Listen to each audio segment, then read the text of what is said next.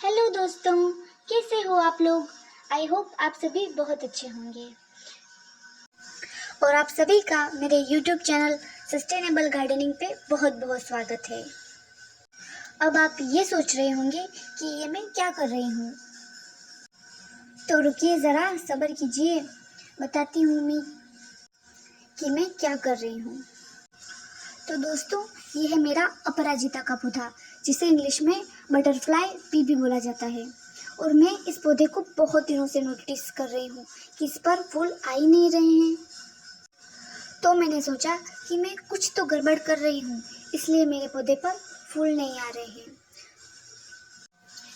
फिर मैंने देखा कि ये पौधा बालकनी में रखा हुआ था और हमारी बालकनी में ज़्यादा धूप नहीं आती है, जिसकी वजह से इस पौधे पर फ्लावरिंग हो ही नहीं रही थी। तो मैं इस पौधे को ऊपर टेरेस पर लेके आई हूँ आज, और इस पौधे पर बहुत सारी फलियाँ भी आ गई थी, जिसकी वजह से इसकी सारी एनर्जी इन फलियों को बनाने में लग गई थी। तो आज हम इन फलियों की कटिंग कर रहे हैं और फलियों के साथ साथ इस पर जो छोटे छोटे फ्लावर्स आ रहे थे हम उनको भी निकाल रहे हैं। ये देखिए इतनी सारी फलियाँ, और पौधे की सारी एनर्जी तो इन फलियों को बनाने में ही वेस्ट हो रही थी, इसलिए हमारे पौधे पर फ्लावरिंग नहीं आ रही थी। तो दोस्तों, क्या आपके पौधे पर भी फ्लावरिंग नहीं हो रही है? तो मैं आपको कुछ बढ़िया बढ़िया टिप्स बताती हूँ। अगर आप भी उन टिप्स को का यूज़ करोगे तो आपका अपराजिता का पौधा फूलों से भर जाएगा। सबसे पहले ये ध्यान रखिए कि कहीं आपका पौधा छाँव में तो नहीं है। अगर आपका पौधा भी मेरी तरह छाँव में रखा हुआ था तो उसको आप जल्दी से धूप में ले आइए, क्योंकि अपराजिता के पौधे को दिन में कम से कम 5 से 6 घंटे की धूप ज़रूरी होती है, तभी इस पौधे में फोटोसिंथेसिस अच्छे से हो पाती है और इस पौधे में अच्छे अच्छे फ्लावर्स आ पाते हैं। और दूसरी टिप ये कि क्या आपके पौधे में भी मेरे पौधे की तरह बहुत सारी फलियां आ गई थी? अगर वो आ गई थी तो आप भी उनको मेरी तरह जल्दी से निकाल दीजिए, क्योंकि अगर वो फलियां पौधे पर लगी रहेंगी तो पौधे की सारी एनर्जी तो उन फलियों से बीज बनाने में ही वेस्ट हो जाएगी और आपको अच्छे अच्छे फ्लावर्स नहीं मिल पाएंगे। तो आप उन फलियों को निकाल दीजिए।